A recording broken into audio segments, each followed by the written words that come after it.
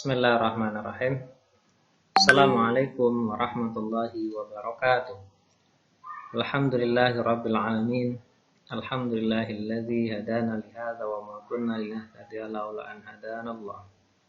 Asyhadu an la ilaha illallah wahdahu la syarikalah. Wa asyhadu anna sayyidana Muhammadan abduhu wa rasuluhu alladzi la nabiyya ba'da. Allahumma salli ala habibina sayyidina Muhammadin sallallahu alaihi wasallam wa ala alihi wa ashabihi wa man tabi'ahum ila yaumil qiyamah, amma ba'du. Teman-teman sekalian, bersyukur kepada Allah Subhanahu wa taala pada kesempatan ini kita bisa bertemu kembali dalam tatap maya untuk sama-sama belajar dan bersyukur atas nikmat akal yang Allah Subhanahu wa taala berikan. Dan sholawat serta salam semoga senantiasa tercurah pada baginda Nabi kita Nabi Muhammad sallallahu alaihi wasallam, seorang yang Allah utus untuk menjadi teladan buat umat ini. Baik teman-teman sekalian, kemarin kita pertama sebelumnya kita sudah belajar tentang bahwa filsafat itu dalam bahasa Arabnya adalah falsafah, dan dalam bahasa Inggris itu filosofi yang berasal dari bahasa Yunani dan seterusnya ya. Kemudian kita juga kemarin tentang tokoh-tokoh filsafat yang sudah kita sampaikan, di antaranya ada Socrates, dan kemudian Socrates itu juga dibenci oleh yang memiliki kekuasaan karena dengan itu semuanya masyarakat menjadi pintar ya dengan filsafat itu. Baik teman-teman sekalian, saya ingin melanjutkan. Kita ingin tahu apa itu filsafat menurut Plato ya. Plato ini adalah seorang filosof ya, yang beliau hidup dari tahun 427 sampai 347 sebelum Masehi. Jadi filsafat adalah ilmu pengetahuan tentang hakikat ya, menurut Plato. Sedangkan menurut Aristoteles itu adalah pengetahuan tentang kebenaran yang meliputi logika, fisika, metafisika, dan pengetahuan praktis. Coba kita cermati teman-teman sekalian. Jadi kalau menurut Plato tadi adalah tentang hakikat ya.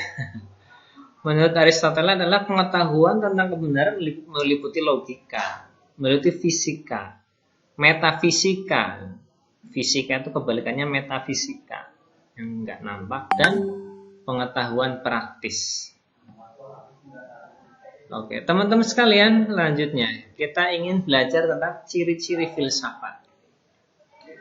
Yang pertama ini adalah universal, yaitu menyeluruh, yaitu pemikiran yang luas dan tidak hanya aspek tertentu saja. Yang kedua, radikal atau mendasar, itu pemikiran yang dalam sampai kepada hasil yang fundamental dan esensial. Jadi pemikiran itu kepada hasil yang sangat mendasar dan ke intinya ya. Kemudian yang ketiga itu sistematis, yaitu mengikuti pola dan metode berpikir yang runtut dan logis meskipun spekulatif. Jadi cara berpikirnya itu ada polanya, ada metodenya ya, meskipun spekulatif. Spekulatif itu bukan hanya kepada sesuatu yang bisa dilihat oleh indera kita saja ya. Oke teman-teman sekalian, saya kasih gambaran ya biar mudah. Suatu ketika ada seorang anak yang dia melanggar sebuah peraturan di lembaga pendidikan. Ketika ditanya, jadi ini pertanyaannya biasa, kenapa kamu keluar malam-malam dari tempat kamu belajar? Maka jawaban anak tersebut, saya lapar. Kemudian oleh pengurus lembaga pendidikan disampaikan kepada orang tuanya bahwa anaknya keluar tanpa izin. Kemudian disampaikan alasannya lapar. Kemudian orang tuanya hanya menangkap sederhana bahwa karena lapar, akhirnya dia mencari solusi jangka pendek. Akhirnya setiap hari orang tua, kadang dia sendiri, kadang mengutus orang lain untuk mengantarkan makanan, entah nasi goreng atau apapun, kepada anak tersebut. Anak tersebut ada dikasih ke anaknya, kalau nggak ada ditaruh aja di tempat yang dimiliki anak tersebut. Ternyata kegiatan ini itu salah. Salahnya bahwa orang tua mengira ketika sang anak diberikan makanan itu selesai, anak itu tidak jadi keluar. Ternyata tidak. Justru menambah anak itu semakin dalam berontak. Kenapa? Karena ketika setiap kali orang tuanya atau seseorang diutus untuk menyampaikan makanan, maka anak itu merasa dipermalukan dalam benaknya itu, bahwa teman-teman, dia mengira teman-temannya tuh, jadi merasa dipermalukan anak tersebut, bahwa dengan orang tuanya tiap hari mengirimkan makanan itu merasa dipermalukan di hadapan teman-teman itu.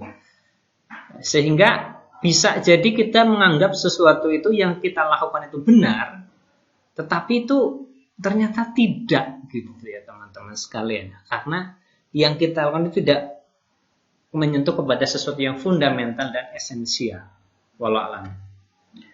Kemudian beberapa penulis menambahkan ciri-ciri yang lain, yaitu filsafat. Itu ciri-cirinya adalah deskriptif, yaitu suatu uraian yang terperinci tentang sesuatu. Jadi terinci, jelas, dan tahu mengapa sesuatu itu berbuat begitu. Sehingga orang yang filsafat hendaknya dia bijak karena dilihat dari berbagai macam sudut. Yang kedua, kritis, mempertanyakan segala sesuatu termasuk hasil filsafat dan tidak menerima begitu saja apa yang terjadi sepintas, gitu ya. Jadi kritis, gitu. Jadi dia menganalisa, gitu, menganalisa, kritis. Yang ketiga, analisis, yaitu mengulas dan mengkaji secara rinci dan menyeluruh suatu, termasuk konsep-konsep dasar yang dengannya kita mengkaji dunia dan kehidupan manusia. Nanti kita kasih contohnya ya. Yang keempat, evaluatif, yaitu dikatakan juga normatif, maksudnya supaya sungguh-sungguh untuk menilai dan menyikapi segala persoalan yang dihadapi manusia. Nanti kita langsung saja kepada contohnya ya. Yang kelima adalah spekulatif, yaitu upaya akal budi manusia yang bersifat perekaan dan pengandaian dan tidak membatasi hanya pada masalah rekaman indera dan pengamatan lahiriah saja. Ya, ini ada beberapa contoh